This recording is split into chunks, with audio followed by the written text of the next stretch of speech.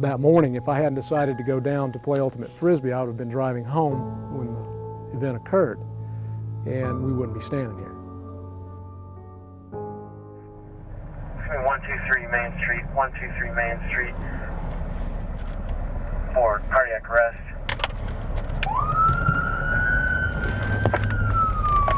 County 8 Quill, 12 copies, 123 Main Street, cardiac arrest.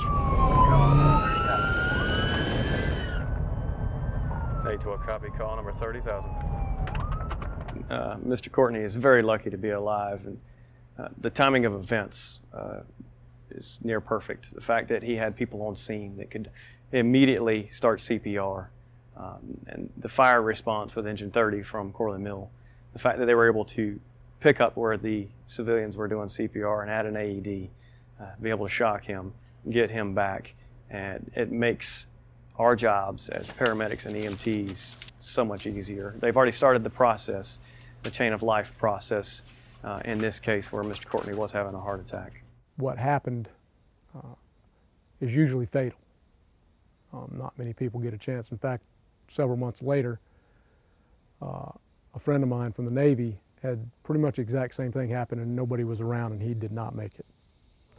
So that was kind of hard to take.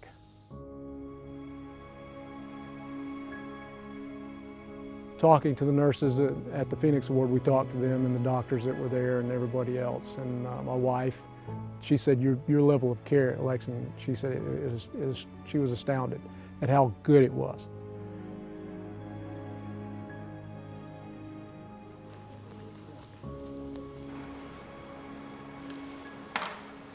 It is definitely a collaborative effort. One area just leads into the next. You know, EMS is communicating with the ER is communicating with us. We're talking to ICU. When you work in this field, you know, it becomes routine because you do it every day, and maybe you don't generally see the patients after the fact. So, you know, that's pretty meaningful to see what kind of impact you have on somebody and how well they're doing after the fact.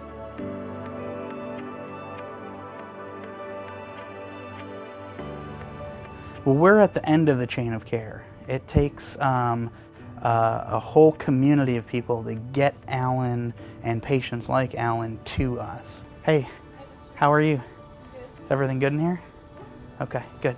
Seeing Alan, seeing his wife, seeing his beautiful family, it really gives me a sense of joy, a lot of pride, not only in the work that I do, but in the work of our whole ICU team, because it takes more than just me. It takes all of our nursing staff, our technicians, it takes our physical therapists and nutritionists and the entire team to get somebody from the brink of death and bring them back to life.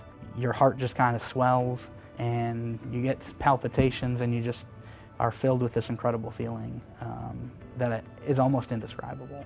Most of us in public safety do not get the opportunity to meet people that we had an effect on their life.